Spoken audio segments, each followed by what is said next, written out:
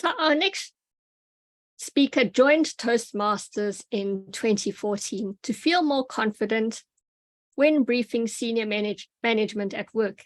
And it worked. Her favorite daily dairy decision is how many scoops of ice cream and how many cans of whipped cream to use when making a modest dessert for one. And Canadian cows love her. Please share our speaker's project objectives. Eve MacDonald, DTM. Thank you very much, Madam MC. Sandy DePrimo is delivering from the Pathways Engaging Humor, the Level 3 elective, Connect with Storytelling. The purpose of the project is to practice using a story within a speech or giving a speech that is a story. The overview is to choose an established story, a story about her life, or a fictional tale of her own creation. Thank you, Eve. So our next speaker likes to surprise us, or maybe I should say scare us with some of her doctor's decisions. We're so happy to have her here. Speaking from the Engaging Humor path, the Level 3 elective Connect with Storytelling with 5 to 7 minute speech. Please, she said to tell you this is a true story that unfolded on one June day in Walt Disney World Resort. With a speech titled The Mother of the Groom, please welcome Sandy. One June day, I went to work. I was working in the hair and makeup department as a coordinator for Walt Disney World Fairy Tale Weddings. It was a job that I loved. I went over to Port Orleans with the hairdressers to make sure that this lovely bride who was expecting this beautiful, beautiful wedding, to make her comfortable and see if she's okay.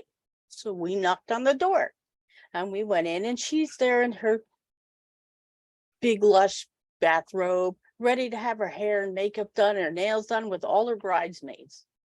It was a day that was dreamed about for years. So we were about to make it come true. She was happy. Then all of a sudden a knock on the door came, and the door opened. And this is when I got ferdoodled. Everybody started to freak out because the mother of the groom was standing in the doorway. And I'm thinking, what is the big deal? It's the mother of the groom. I went to the door at the bathroom because I saw the bride rush into the bathroom, and I overheard her calling her fiance saying, "Your mother's here." It turns out that the mother was not invited to the wedding. The mother was in a mental institute, and she was not allowed to be anywhere near the wedding. She escaped the mental institute, stole her husband's car from the All-Star, and found the bride in Port Orleans.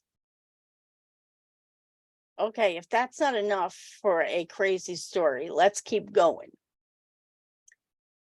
His suggestion, the groom's suggestion, was take my mother, keep her calm, sit her down, get her hair done, do whatever you need to do, but sit her down and keep her quiet till I can get somebody there. So we took her over and sat her over next to the dress presser, kind of away from the other people, and had somebody start doing her hair. Everything seemed to be okay until the dress presser said, "I need to go to security. I'm going to go on my way out." And I'm thinking, what's going on?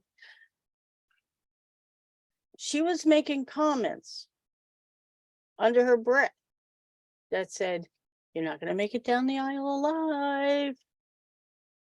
Don't expect to live through this." Things like that. And when I heard that, I thought, oh no, this is not good, right?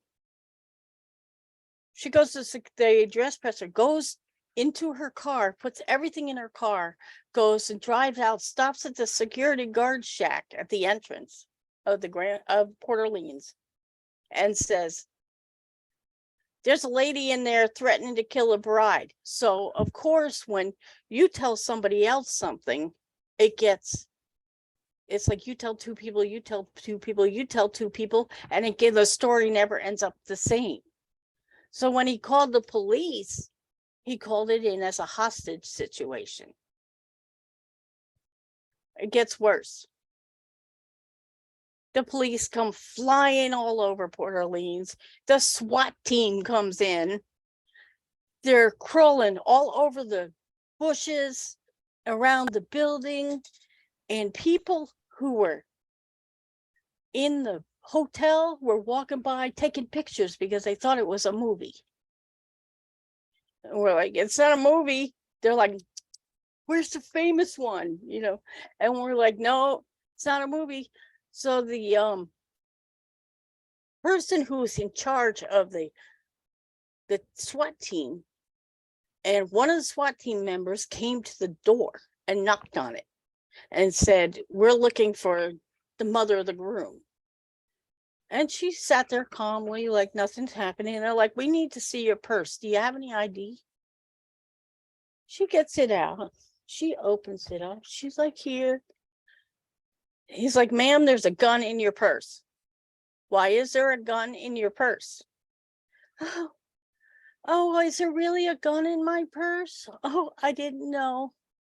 We're thinking, yeah, okay, you didn't know.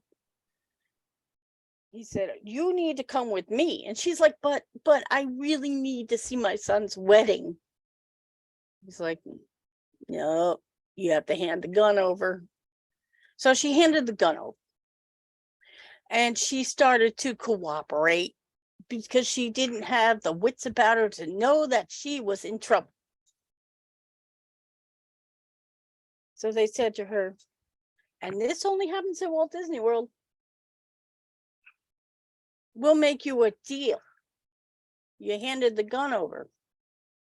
If you want to see your son's wedding, you have to take me and him from the SWAT team to the wedding with you.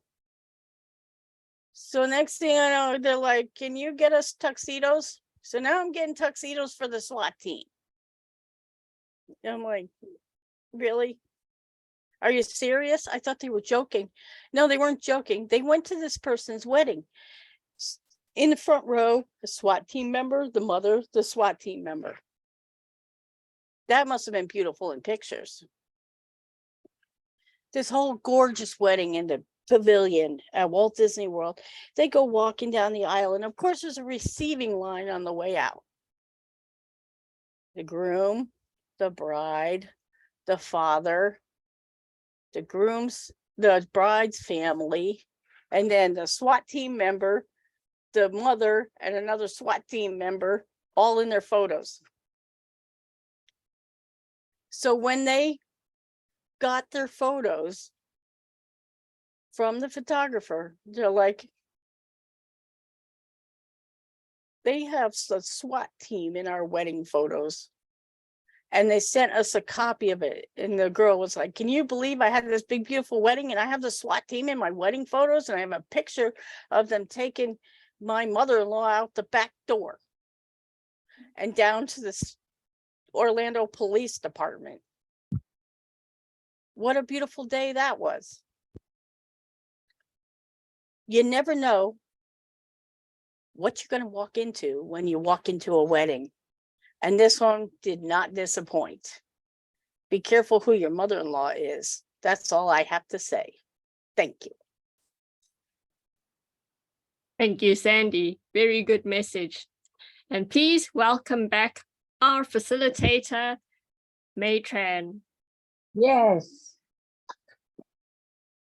That was a great story, Sandy. Thank you so much. Oh my God. All right, I have a next team coming. The following will come to the stage. Sue, Tom, Terry, and Peter. Come on down, Sue.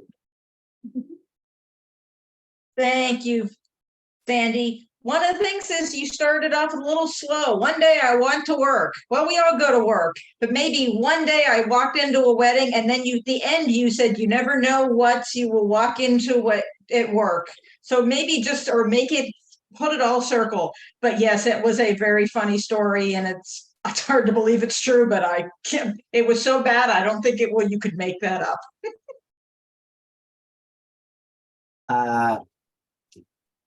Excellent progression. And the progression of, oh, and then this, and then this, and then this. I would encourage, what physicality could you go? And what? And each time just come up with one visual of each expression. Like, I couldn't believe that. They didn't have the wits to know they were in trouble. Wow. But one little thing, I think that would build the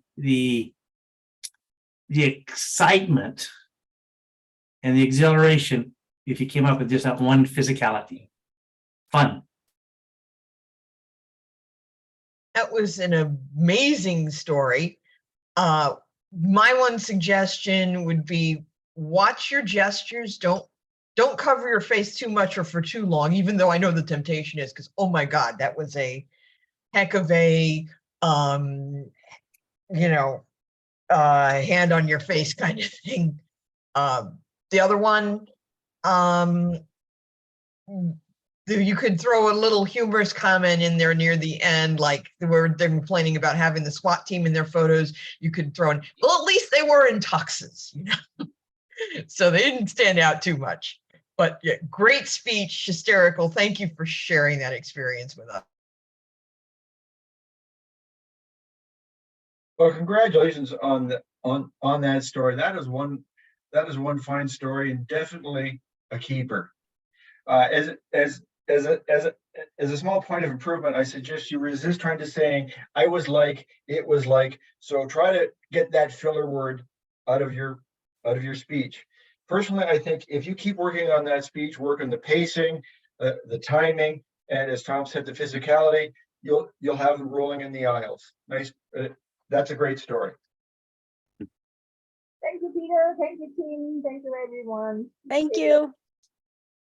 Yay. Thank you, May. Thank you. Back to you. She's our reigning evaluation champion.